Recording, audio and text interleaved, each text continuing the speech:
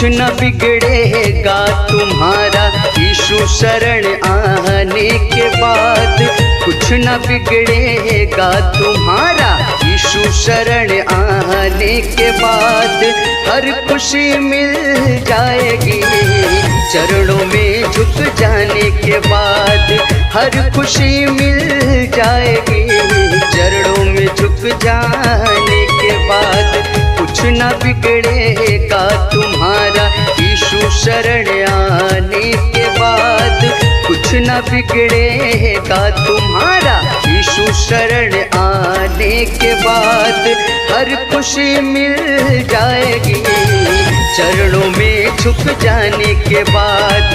हर खुशी मिल जाएगी चरणों में झुक जाने के बाद।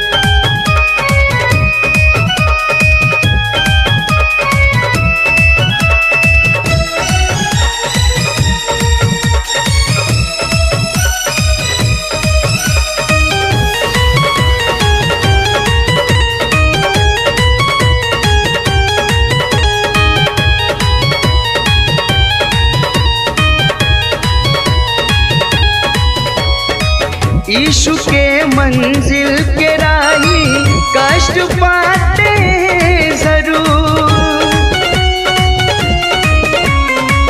यीशु के मंजिल के राही कष्ट पाते जरूर। कष्ट पाते हैं जरूर। बीज फलता है सदा मिट्टी में मिल जाने के बाद। बीज फलता है सदा मिट्टी में मिल जाने के बाद। हर खुशी मिल जाएगी चरणों में झुक जाने के बाद। हर खुशी मिल जाएगी चरणों में झुक जाने के बाद।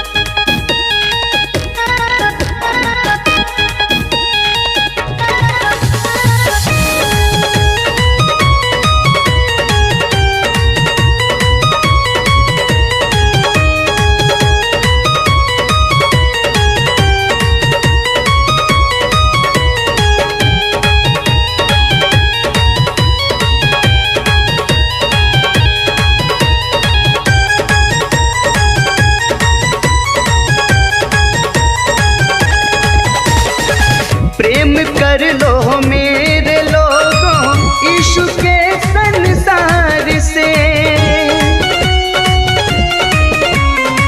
प्रेम कर लो मेरे लोगों यीशु के संसार से। यीशु के संसार से सोनी बगिया भी खिलेगी मौसम बदल जाने के बाद। सोनी बगिया भी खिलेगी मौसम बदल जाने के बाद। हर खुशी मिल जाएगी चरणों में झुक जाने के बाद। हर खुशी मिल जाएगी चरणों में झुक जाने के बाद।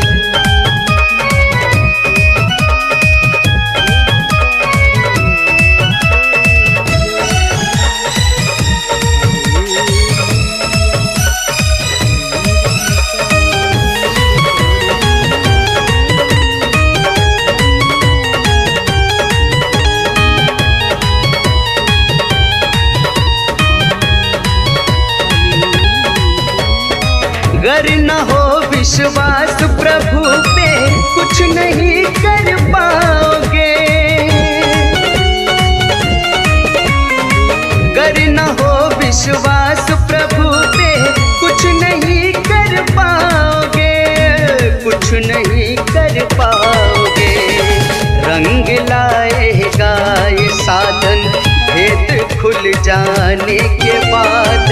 रंग लाएगा ये साधन भेद खुल जाने के बाद। हर खुशी मिल जाएगी चरणों में झुक जाने के बाद। हर खुशी मिल जाएगी चरणों में झुक जाने के बाद।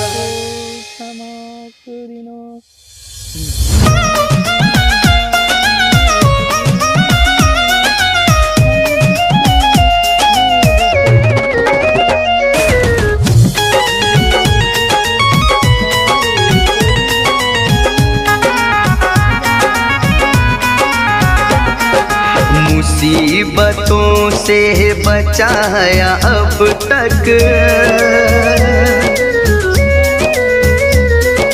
मुसीबतों से बचाया अब तक, प्रभु जी आगे बचाए रखना। मुसीबतों से बचाया अब तक, प्रभु जी आगे बचाए रखना।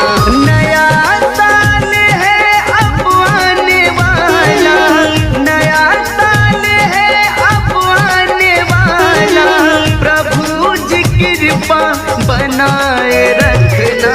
मुसीबतों से बचाया अब तक, प्रभु जी आगे बचाए रखना।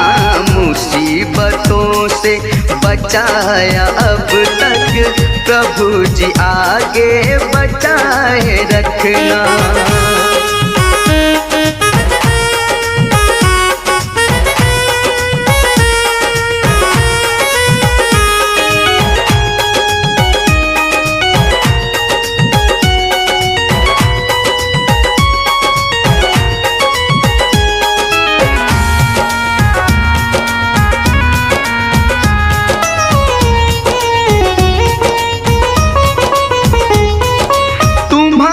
यीशु दुआएं पाऊं नए साल में, तभी मैं आऊं।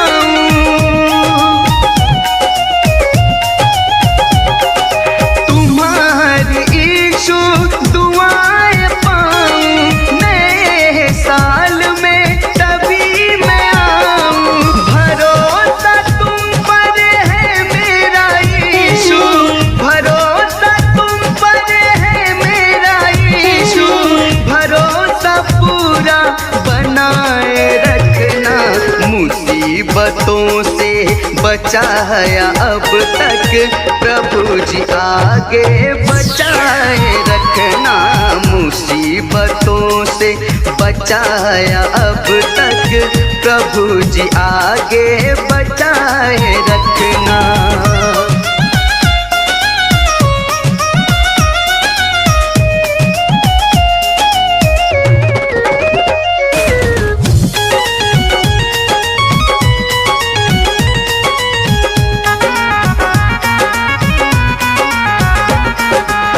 भी गुनाह मुझसे हुए हैं यीशु, पड़ा हूँ चरणों में तेरे यीशु।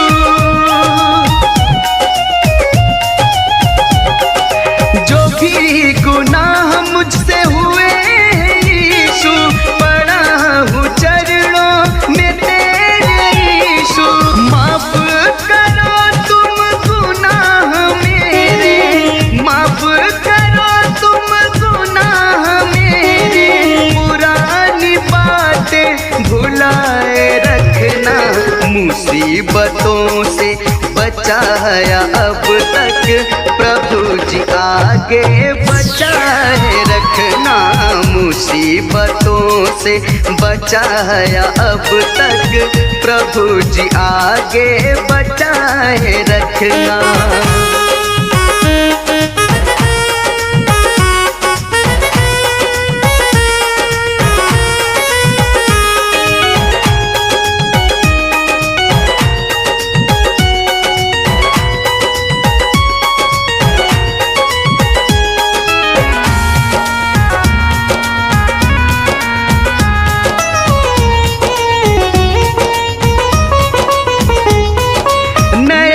साल मेरा बीते जो अच्छा, तू ही तो है परमेश्वर सच्चा।